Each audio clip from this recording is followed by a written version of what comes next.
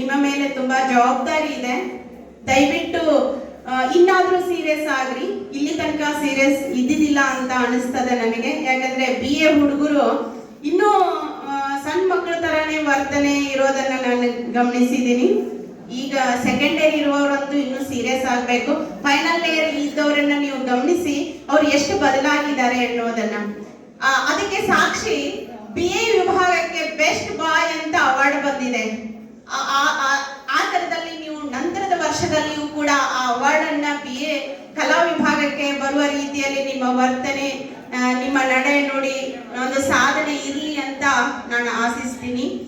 ಒಂದು ಹೇಳ್ಬೇಕಂತಂದ್ರೆ ಕಲಾ ವಿಭಾಗದ ವಿದ್ಯಾರ್ಥಿಗಳು ನಾವು ಕೂಡ 21 ವರ್ಷದ ನಂತರ ಕರ್ನಾಟಕ ಕಲಾ ಮಹಾವಿದ್ಯಾಲಯ ಧಾರವಾಡದಲ್ಲಿ ನಾವೆಲ್ಲ ಸ್ನೇಹಿತರು 200 ಜನ ಸೇರಿದ್ವಿ ಮೊನ್ನೆ ರವಿವಾರ. ಆ ಕಾರ್ಯಕ್ರಮದ ಬಗ್ಗೆ ನಿಮಗೆ ನಾನು ಹೇಳ್ಬೇಕಂದ್ರೆ ಗುರುವಂದನಾ ಕಾರ್ಯಕ್ರಮ ಇಟ್ಕೊಂಡಿದ್ವಿ ನಾವು. ಯಾಕೆ ಇದು ಇವತ್ತಿನ ದಿವಸ ಪ್ರಸ್ತುತ ಅಂತ ಹೇಳ್ಬೇಕಂದ್ರೆ, ಯಾಕಂದ್ರೆ ಟೀಚರ್ಸ್ ನಾವು ಇಲ್ಲ ಇದೀವಲ್ಲ, ನಿಮ್ಮನ್ನ ಈಗ ಕಳಿಸ್ಕೊಡ್ತಾ ಇದೀವಿ. ತುಂಬಾ ಬೇಸರ ಆಗ್ತಾ ಇದೆ, ದುಃಖ ಆಗ್ತಾ ಇದೆ. ಆದ್ರೆ ಆಕಸ್ಮಿಕ ಆಗಮನ ತಂತು ನಮಗೆ ಚೇತನ, ಅನಿವಾರ್ಯದ ನಿರ್ಗಮನ ತಂತು ನಮಗೆ ಜೀವನ ಅಂತ ಹೇಳ್ತಾರಲ್ಲ. ನಿಮ್ಮ ಭವಿಷ್ಯತ್ತನ್ನ ರೂಪಿಸ್ಕೊಳ್ಳಿಕ್ಕೆ ನಿಮ್ಮನ್ನ ನಾವು ಕಳಿಸ್ಕೊಡ್ಬೇಕಾಗಿದೆ, ಕಳಿಸ್ಕೊಡ್ತಾ ಇದೀವಿ. ಆದ್ರೆ ಇನ್ನು ಒಂದಷ್ಟು ವರ್ಷದ ನಂತರ, ಒಂದು 10 ವರ್ಷ 5 ವರ್ಷದ ನಂತರ ನೀವು ಒಂದು ಸಾಧನೆಯನ್ನ ಮಾಡಿ ನಮ್ಮ ಮಹಾವಿದ್ಯಾಲಯಕ್ಕೆ ಬಂದು, ಒಂದು ಹಳೆ ವಿದ್ಯಾರ್ಥಿಗಳ ಸಂಘ ಕಟ್ಕೊಂಡು ನಮ್ಮ ಮಹಾವಿದ್ಯಾಲಯಕ್ಕೆ ಬಂದು 2025ನೇ ಬ್ಯಾಚಿನ ವಿದ್ಯಾರ್ಥಿಗಳು ಅಂತ ಬಂದು ಒಂದು ಗುರುವಂದನಾ ಕಾರ್ಯಕ್ರಮವನ್ನ ಇಟ್ಕೊಂಡಿದ್ದಾದ್ರೆ, ಅವತ್ತು ನೀವು ಇಲ್ಲಿ ಇದೇ ವೇದಿಕೆಯಲ್ಲಿ ಆ ಕಾರ್ಯಕ್ರಮವನ್ನ ಹಮ್ಮಿಕೊಳ್ಳ್ರಿ. ಅವತ್ತು ನಾವು ನಿಮ್ಮನ್ನ ಕೇಳ್ತೀವಿ, ಏನಾಗಿದೆಯಮ್ಮ, ಏನಾಗಿದೆಯಪ್ಪ ಅಂತ ಕೇಳ್ತೀವಿ.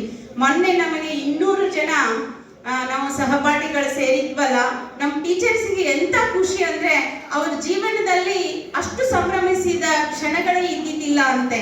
ನ ಭೂತ ನ ಭವಿಷ್ಯತಿ ಅಂತ ಹೇಳಿದ್ರು, ಅಷ್ಟು ಸಂಭ್ರಮಿಸಿದ್ರು. ಯಾಕಂದ್ರೆ ಅವರ ಶಿಷ್ಯರಾದಂತಹ ನಾವೆಲ್ಲ ಪ್ರೊಫೆಸರ್ ಆಗಿದ್ವಿ, ವಕೀಲರಾಗಿದ್ವಿ, ಪೊಲೀಸ್ ಇಲಾಖೆಯಲ್ಲಿ ಕೆಲಸ ಮಾಡ್ತಾ ಇದೀವಿ, ಆಮೇಲೆ ಬೇರೆ ಬೇರೆ ರಾಜಕೀಯ ಲೀಡರ್ಸ್ ಆಗಿದ್ದಾರೆ, ಆಮೇಲೆ ಪ್ರತಿಯೊಂದು ಕ್ಷೇತ್ರದಲ್ಲಿ ನಮ್ಮ ಸ್ನೇಹಿತರಿದ್ದಾರೆ. ಈ ಕ್ಷೇತ್ರಕ್ಕೆ ಹೋದ್ರೆ ನಮ್ಮ ಫ್ರೆಂಡ್ ಇದ್ದಾನೆ, ನನ್ನ ಗೆಳತಿ ಇದ್ದಾಳೆ ಎನ್ನುವಂತಹ ಧೈರ್ಯ ನಮಗಿದೆ.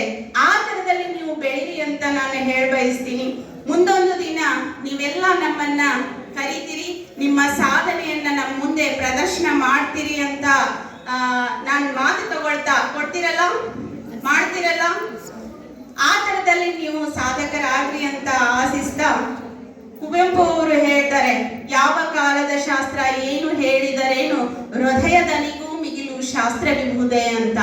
ನಿಮ್ಮ ಹೃದಯ ಧ್ವನಿ ಆ ಮಿಡಿತಕ್ಕೆ ನೀವು ಸ್ಪಂದಿಸಿ, ನಿಮ್ಮ ಹೃದಯದ ಮಾತನ್ನ, ನಿಮ್ಮ ಆತ್ಮದ ನುಡಿಗೆ ನೀವು ಸ್ಪಂದಿಸ್ತಾ, ಆತ್ಮಾವಲೋಕನ ಮಾಡ್ತಾ, ನಿಮ್ಮ ಪ್ರತಿ ಹೆಜ್ಜೆಗಳನ್ನ ಇಡ್ತಾ, ಸಾಧನೆಯ ಶಿಖರವನ್ನ ಏರ್ತಾ, ನಿಮ್ಮ ಭವಿಷ್ಯವನ್ನ ಉಜ್ವಲಗೊಳಿಸಿಕೊಳ್ಳಿ ಅಂತ ಆಶೀರ್ವದಿಸ್ತಾ ನನ್ನ 2 ಮಾತುಗಳನ್ನ ಮುಗಿಸ್ತೀನಿ. ಅವಕಾಶಕ್ಕಾಗಿ ಧನ್ಯವಾದ.